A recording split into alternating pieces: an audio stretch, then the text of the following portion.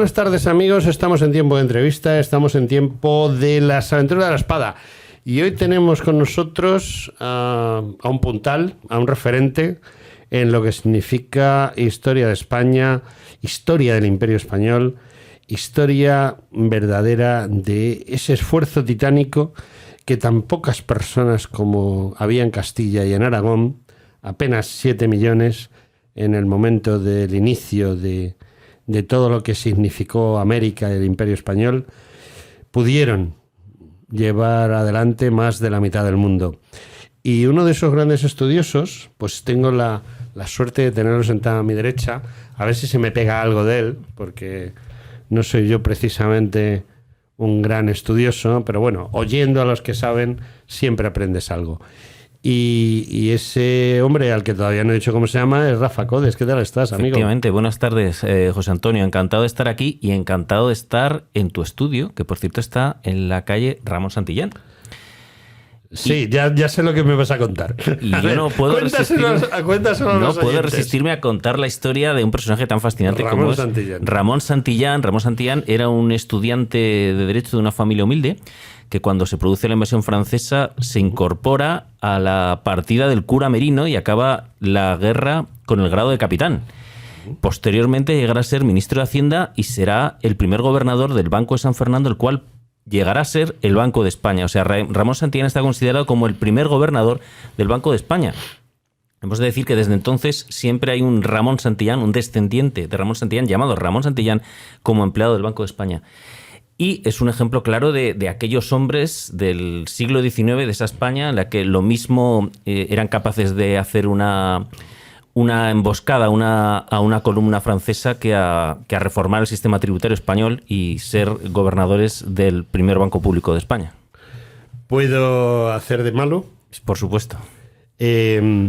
La amortización de Mendizábal. Creo que él intervino en ese tema porque era amigo personal incluso de Mendizábal, ¿no? Pues sí, pero no saquemos trapos sucios de Ramón Santillán, por favor. Bueno, es que yo siempre me gusta sacar los trapos sucios de la gente, aunque no son tan sucios. O sea, la amortización de Mendizábal no es precisamente un ejemplo de cómo se deben hacer las cosas, pero algunas cosas sí las hizo bien. Sí. Pocas, pero buenas. Pero bueno, efectivamente, junto con la francesada, la guerra civil y la amortización de Mendizábal son los tres grandes daños que ha sufrido el patrimonio histórico español, sin duda.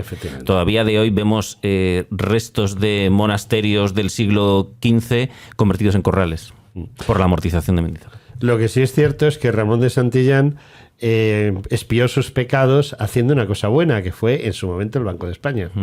Efectivamente. O sea, que ¿lo perdonamos? Vamos a perdonarlo porque mi mujer trabaja en el Banco de España y por eso conozco bien la historia de Ramón Santillán. Sí. A mí me llamó la atención porque yo digo, ¿quién será este Ramón? No tenía ni idea.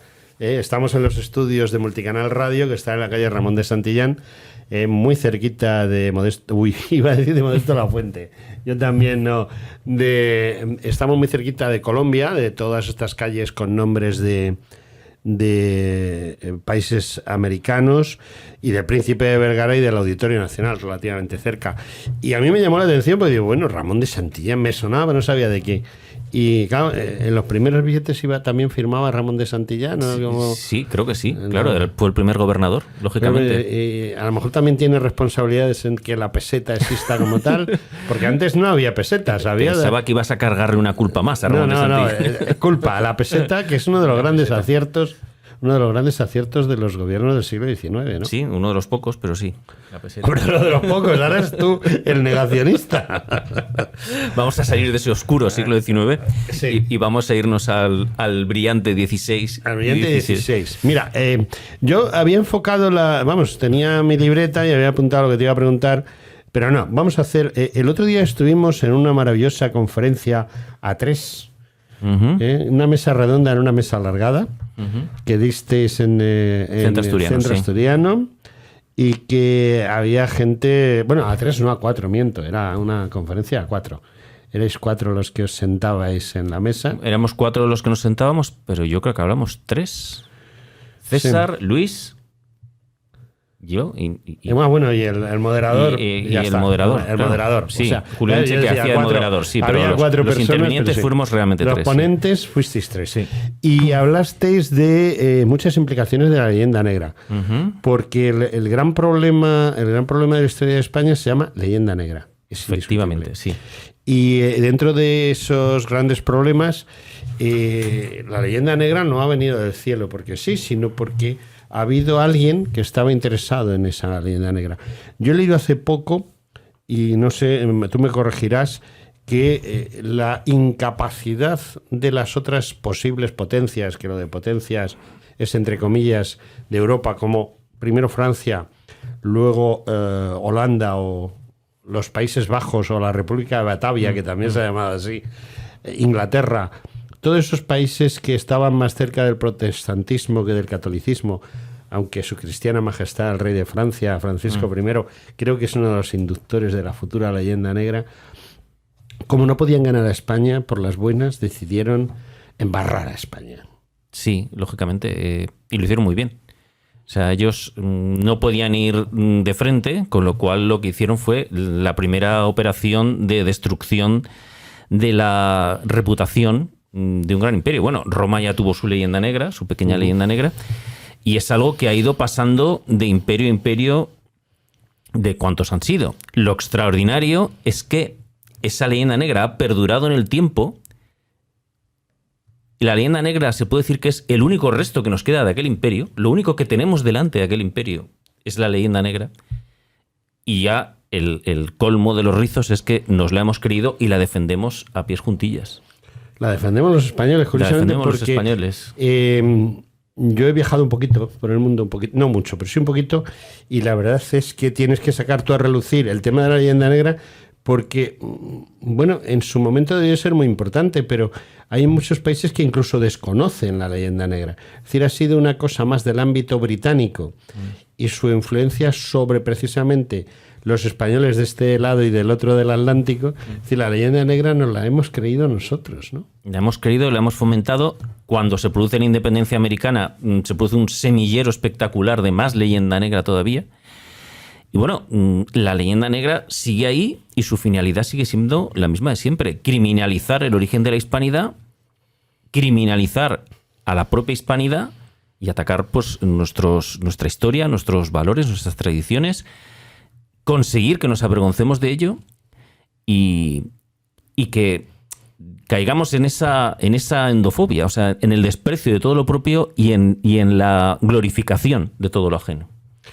¿Es más la leyenda negra es más ideológica, más económica, más social o todo un poco?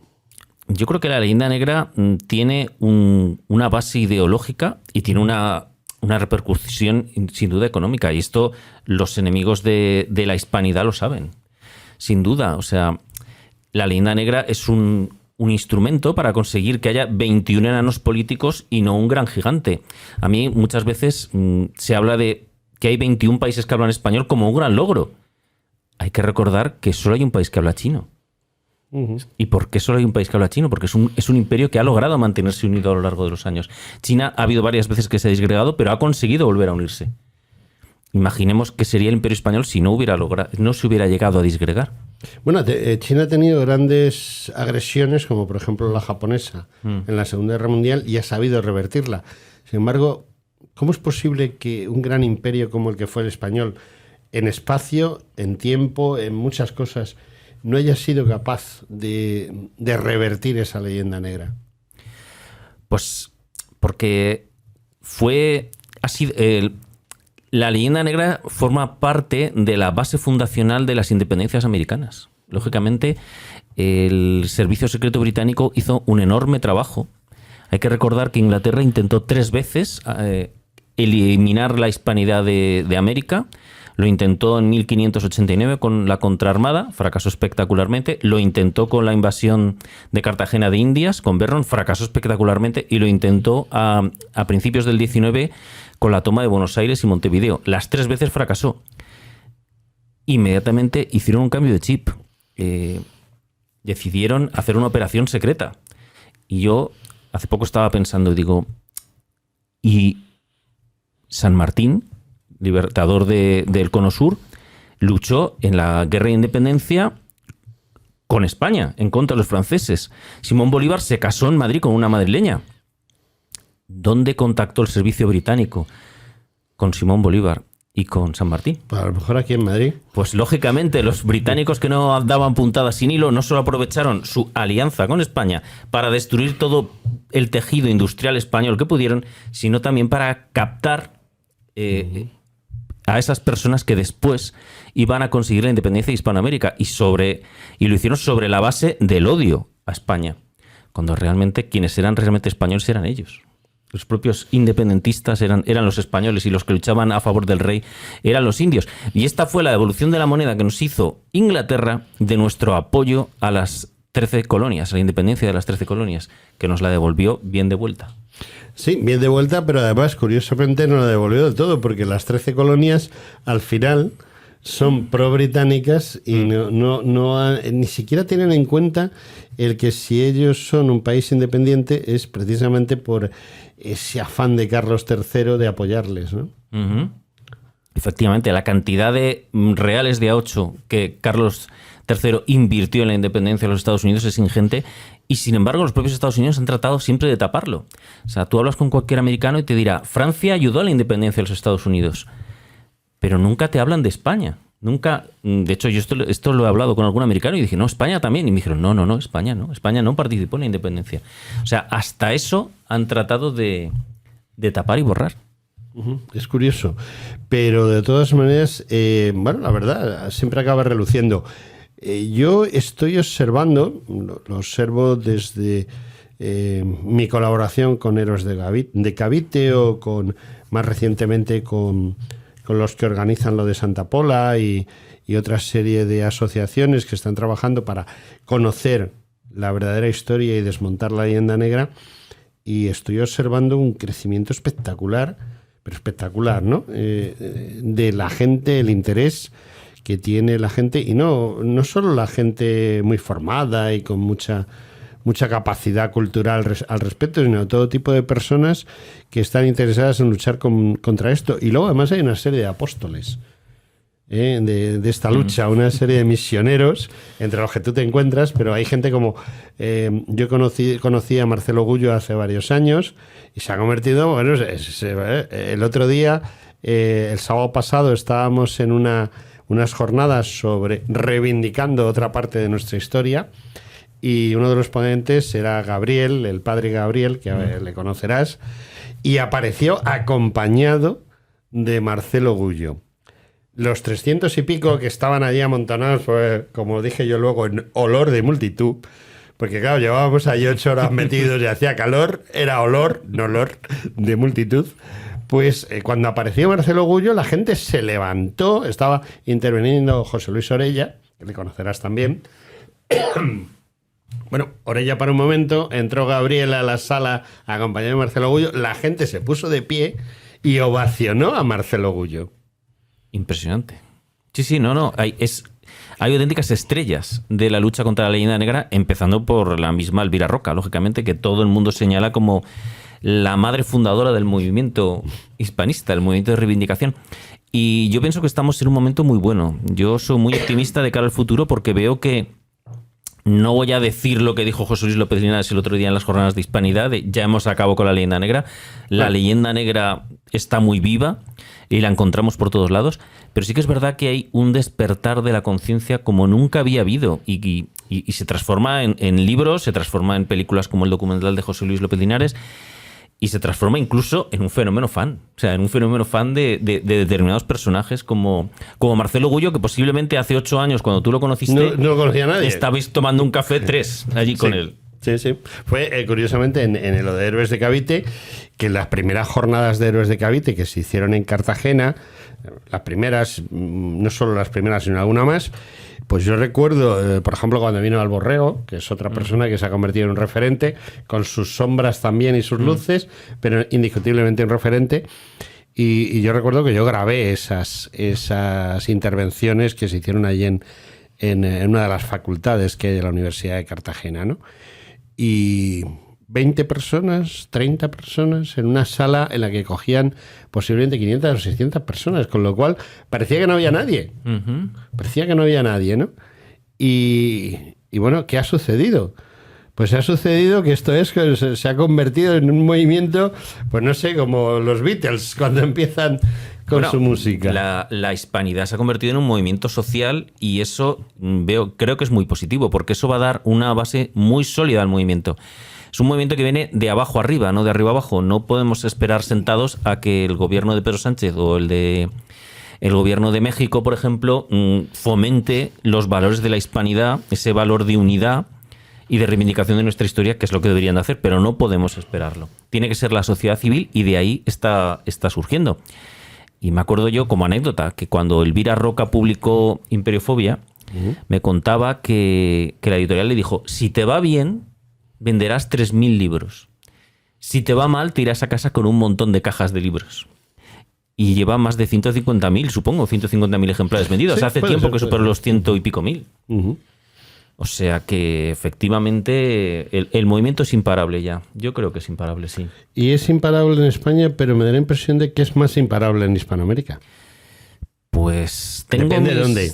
¿No? El otro día hablaba con Núñez del Arco y me decía que, bueno, él ha tenido que huir de Ecuador porque recibió incluso amenazas de muerte. Uh-huh. Amenazas e incluso un atentado de muerte, porque claro, ahí el populismo indigenista es muy fuerte y estamos tocando ya materias muy sensibles. O sea, el populismo indigenista es el gran caballo de Troya de la hispanidad en Hispanoamérica. Posiblemente hay hilos muy poderosos que lo mueven detrás. Y en Hispanoamérica no existen los límites que hay en España. O sea, Núñez del Arco ha tenido que emigrar, literalmente. Ya, pero tú mismo me decías hace unos minutos que quien defendió el imperio fueron precisamente los indígenas, en contra de los criollos. Sí, pero ¿Cómo ha dado la vuelta a la tortilla? Pues que han pasado 200 años de educación. Esto que Jordi Pujol tuvo tan claro hace 40 años, la educación, dame la educación y esperamos 40 años. Y esto es lo que tenían muy claro también los independentistas criollos. 200 años de machaque, esto se ve muy bien, por ejemplo, en Filipinas y en Guam. Me acuerdo yo que hablaba por internet con uno que era de Guam, se llamaba José Castro, precisamente como mi bisabuelo, exactamente igual, pero sin embargo era absolutamente de raza micronesia. Y yo le hablé de la guerra filipino-norteamericana, donde se produjo el genocidio de una sexta parte de la población, y me dijo, no había oído escuchar nada nunca. Al contrario, lo que había oído es que los españoles nos tenían esclavizados, nos tenían sometidos, y vinieron los americanos a liberarnos. Entonces, pues claro, son ya en Filipinas 100 años y en Hispanoamérica 200 años de una labor muy bien hecha. Muy bien hecha. Muy bien hecha, pero de todas maneras hay una cosa que está muy clara, independientemente de todo eso. Desmontar la leyenda negra a pie de obra es relativamente fácil. Precisamente cuando hablas con este Micronesia, ¿no? Y hablas de Guam, y si tiras un poco de historia y empiezas a despertarle, decirle, oye, sí, vale, lo que tú quieras, pero mira, aquí tienes esto, aquí tienes lo otro, pasó esto y pasó lo otro, y se lo demuestras, porque claro, tienes que demostrárselo.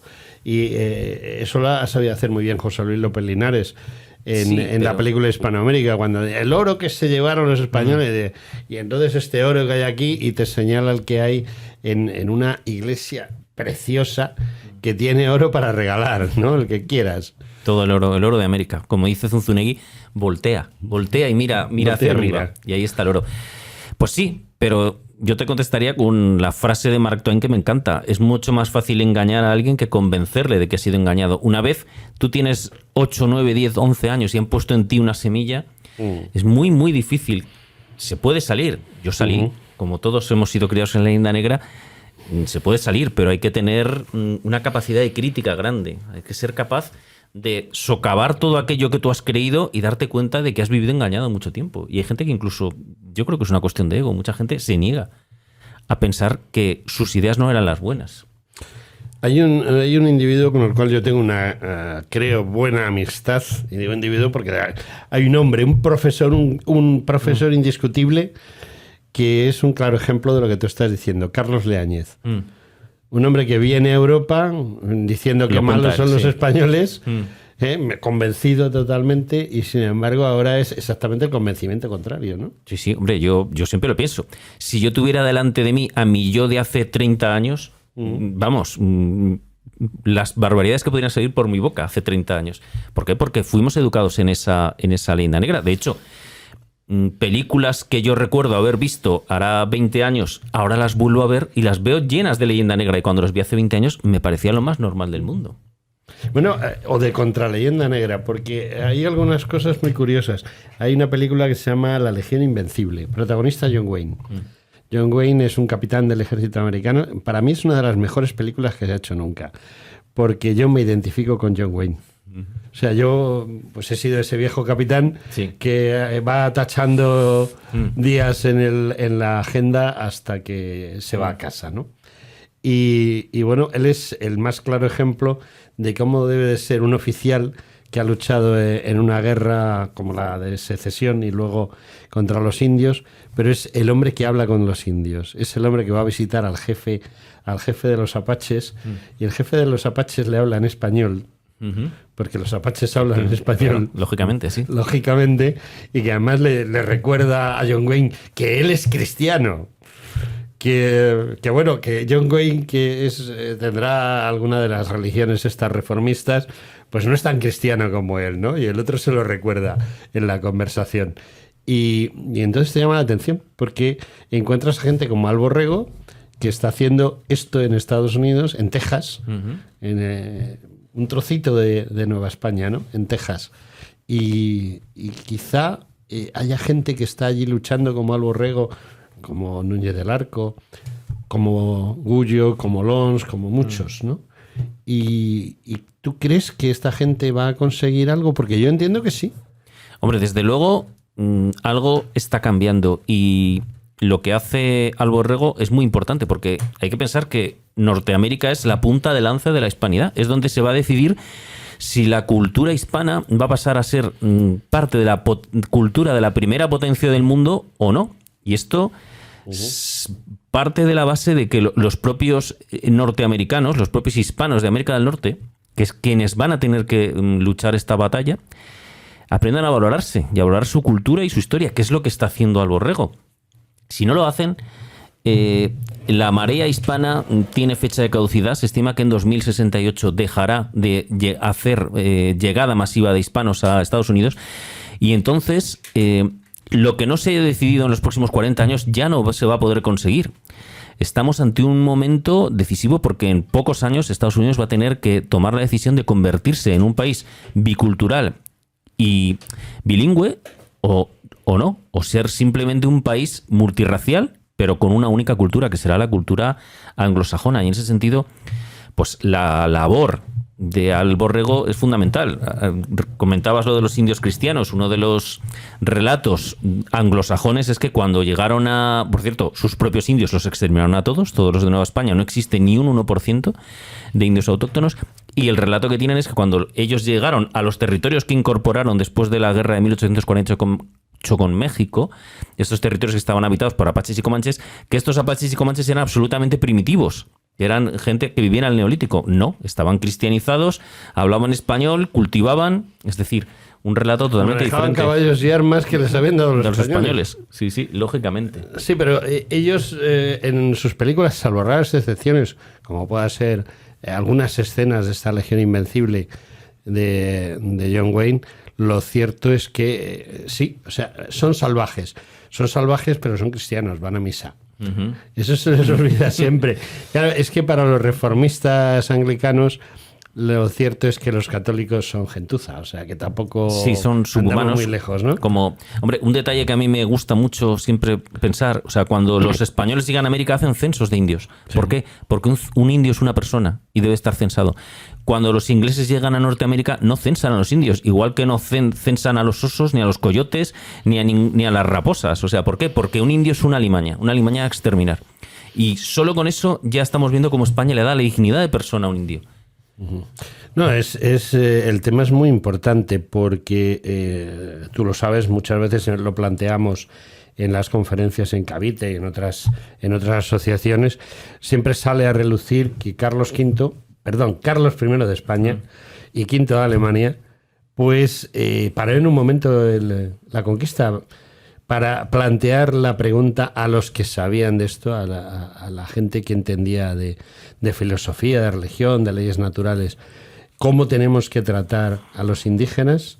¿Como personas o como qué? Y mientras se para esto hasta que tengamos una respuesta de los que saben. Y los que saben dijeron, son personas. Sí, o sea, España, una vez más, la base de todo, y es que esto hay que decirlo, es la moral católica, el humanismo cristiano. Sin ese factor de la ecuación no entendemos nada. No entendemos el mestizaje, porque el mestizaje se basa en la igualdad con el otro.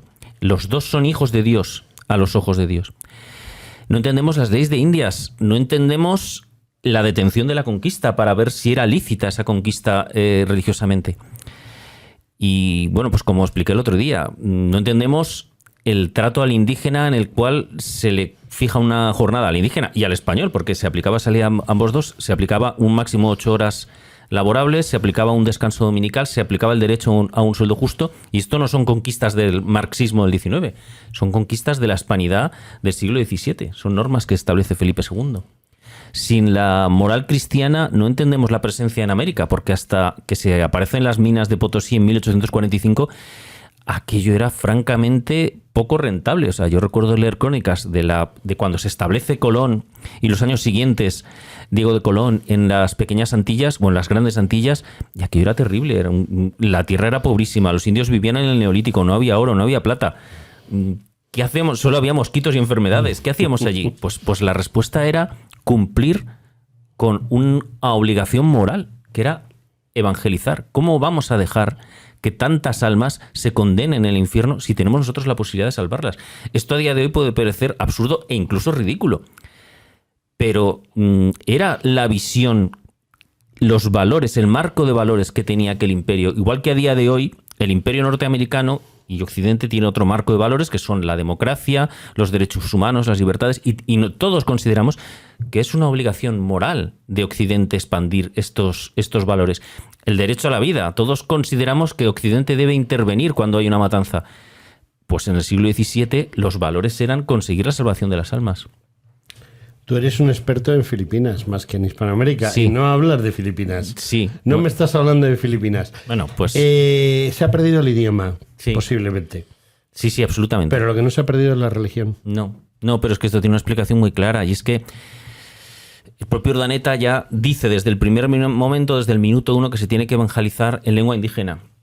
Y Filipinas, cuando pensamos en Filipinas, hemos de pensar en dos realidades muy diferentes. Una era Manila, y poco más, o sea, Zamboanga y algunas ciudades pequeñas, y el resto del archipiélago. Toda la colonia española se concentraba 100% en Filipinas, porque allí era donde tenía lugar el comercio del galeón de Manila. Sí. Y en el resto de las islas estamos hablando de 7.000 islas. Son muchas. Con una extensión de norte a sur de 1.800 kilómetros. En el resto de las islas, el único español que veían siempre era el misionero. Entonces, como ese misionero hablaba en las lenguas locales, que aprendían por cierto en Valladolid previamente a partir, hablaban en tagalo, en ilocano, en zamboangueño, hablaban en todas esas lenguas locales, pues realmente los filipinos nunca aprendieron masivamente el español. Otro detalle importante es que cuando se produce la independencia de Hispanoamérica, tan solo el 30% de la población habla español. Y el gran aprendizaje de español, el establecimiento del español como lengua franca, es un producto de la independencia de estos países hispanoamericanos. ¿Qué pasó en Filipinas? Pues que en Filipinas no hubo un proceso de independencia. En Filipinas pasaron de la presencia española al dominio norteamericano, donde se les impuso el inglés. Hay grabados muy curiosos de finales del 19 americanos donde se ven a los nativos filipinos y está el tío Sam, que les ofrece con ambas manos dos cosas, y les dice o esto. En uno tiene un soldado armado y en otro tiene una maestra con un libro de escuela. O sea, os sajonizáis y aprendéis todos inglés, o lo vais a pagar muy caro. Y en algunos casos se pagó muy caro, ¿no? Sí, hombre, en la guerra hispano-filipina, como he dicho, americano-filipina, 1/6 de la población fue masacrado. Pero eso ha sido olvidado gracias a esa maravillosa escolarización que tuvo lugar después, en el cual todo eso se obvió y España se presenta como un país opresor y criminal, como siempre. Justo al otro extremo del mundo, no, al otro extremo del mundo está Nueva Zelanda, pero en vez de en el sur, en el norte, está la isla de Guam, que es un caso muy curioso. Porque la isla de los ladrones, como la llamaron en su momento, pues está llena de gente que se llama Castro de apellido, como tú me has dicho como mi bisabuelo Castro. Como tu bisabuelo. Se llama José Castro, exactamente igual que mi bisabuelo. Sí. Yo he visto varias asociaciones.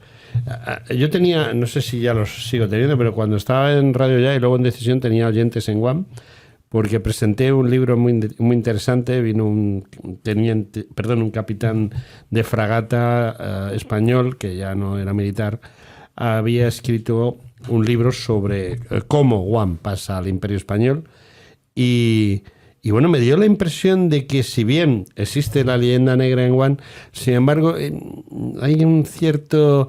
Bueno, vamos a ver que a lo mejor no es tan negra. Tú que me has hablado de gente de Guam, ¿qué piensas? Hay una leyenda negra en cuanto a la historia, pero sienten como propia mucho de la cultura española. O sea, ellos el chamorro... Son 300 años. Claro, ¿no? Bueno, 400 en su caso. Ellos hablan chamorro, que es una lengua hispano-polinesia. Y es una lengua que está trufada de español. Y ellos, si uno observa la gastronomía de Guam, es espectacular. Es que ve las empanadillas, ve los guisados. O sea, han incorporado muchísimas cosas de la cultura española. Porque claro, hemos de pensar que Guam estaba aislado en medio del Pacífico y era el lugar donde una vez al año desembarcaba el galeón de Manila. Hacía escala, la única escala del galeón de Manila. De forma que toda la cultura que le venía era la cultura española que llegaba de México. Y eso incorporó muchísimas cosas. Sobre todo, gastronómicamente es espectacular. Y luego los trajes de Guam están muy influenciados también, lógicamente, por la... Y van a misa los domingos. Y van a misa los domingos, por supuesto. Son muy cosa que los americanos no han conseguido quitarles. Muy cristianos. Y ves los colegios de niñas de Guam que van con las monjas son las profesoras, las niñas van con uniforme, igual que en un colegio religioso aquí en España. Efectivamente, o sea... Yo creo que, claro, los americanos trabajaron mucho sobre la historia para generar ese rechazo a lo que era el Imperio Español, pero no pudieron evitar eliminar la cultura española por la sencilla razón de que pasa como en Hispanoamérica, que ellos son, en su propia esencia, son micronesios e hispanos. Sí, como muchos americanos que son indios de diversas tribus americanas, tanto del norte como del centro como del sur, pero en el fondo son también hispanos. Claro, la hispanidad es lo que unió Filipinas. Eso tenemos que tenerlo claro. Filipinas era un conjunto, como digo, 7.000 islas con diferentes religiones, diferentes etnias, diferentes culturas. Cada uno iba por su lado. Y lo que realmente unió, lo que creó Filipinas fue España y la hispanidad. Bueno, ya que estás aquí, te vamos a hacer un spoiler propaganda. Que yo sepa, hay pocos libros que cuenten.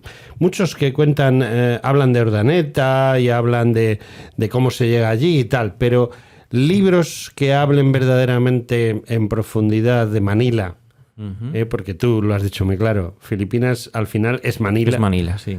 Es el Galeón de Manila y ese es un libro tuyo, creo, ¿no? Sí, es un libro donde hemos querido poner de manifiesto varias cosas. O sea, una de ellas, la dificultad de aquellos 700 españoles que prácticamente hubo siempre en el siglo XVIII en Manila. Es fascinante ver cómo aquellos españoles lograron mantenerse. Hemos de pensar en un aislamiento absoluto. O sea, estamos hablando de 15.000 kilómetros de mar hasta llegar a América. O sea, el lugar más cercano a Manila del Imperio Español era Nápoles, no era América. Y esos 700 españoles estaban con una sensación de absoluto aislamiento en medio de Asia, con una presencia china enorme. En 1603 había 30.000 chinos. Y cómo aquellos españoles, para conseguir mantenerse en el poder, digamos, o sea, seguir siendo la élite dominante, tuvieron que pactar con los dirigentes de la colonia china, con los japoneses, con los propios pampangos, que eran los indios de la bahía de Manila.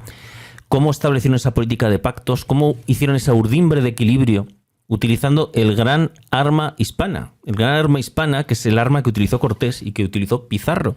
Esa arma que viene de la época de la Reconquista, que nos ha hecho a los españoles únicos posiblemente en el mundo. al tener una capacidad de pacto excepcional con aquella persona que habla diferente, que tiene una cultura, una lengua, incluso una religión distinta, ser capaz de sentarnos con él y de llegar a acuerdos beneficiosos. No sé si eras tú quien me comentaba que en Afganistán, cada vez que tenían que buscar dentro del contingente internacional alguien que negociara con los afganos, iban a buscar a los españoles. Porque un inglés, un francés o un alemán era incapaz. No, ellos imponen, no negocian. Efectivamente. En cambio, si nosotros hubiéramos llegado a América imponiendo o a Filipinas imponiendo, no hubiéramos durado nada. O sea, hay que pensar que el enorme desarrollo armamentístico europeo que permitió en el siglo XIX a pequeños contingentes militares derrotar a enemigos muy superiores numéricamente, se produjo 200 años después, porque no estamos hablando de fusiles de repetición en Filipinas, estamos hablando de arcabuces que tardan 4 minutos en cargarse. O 5. O 5. En personajes entrenados. Dependiendo de la habilidad del Sí, yo he disparado, he tenido la suerte de que me dejasen hacer disparos con arcabuces y bueno, primero que no quiero... El arcabuz tenía un problema muy serio y era que acababa provocando unas cataratas en el tirador, en el arcabucero. El ojo. Sí, sí, acababa dejándole ciego de un ojo por el efecto de la explosión de la pólvora en el rastrillo y el oído del arma. Lo del rastrillo y el oído ya lo explicaré algún día cuando hable de armas. Rafa, tenemos un problema, me he quedado sin tiempo. Una lástima, otro día, cuando quieras. No, tenemos que hacer más cosas y hacer cosas bonitas que le abran los ojos a la gente. ¿De acuerdo? Y sobre todo recordar siempre a Ramón Santillán. Eso quiero que quede muy claro. Lo recordaremos. Rafa Coder, muchas gracias por venir. Muchas gracias, José Antonio. Un gusto y siempre que quieras.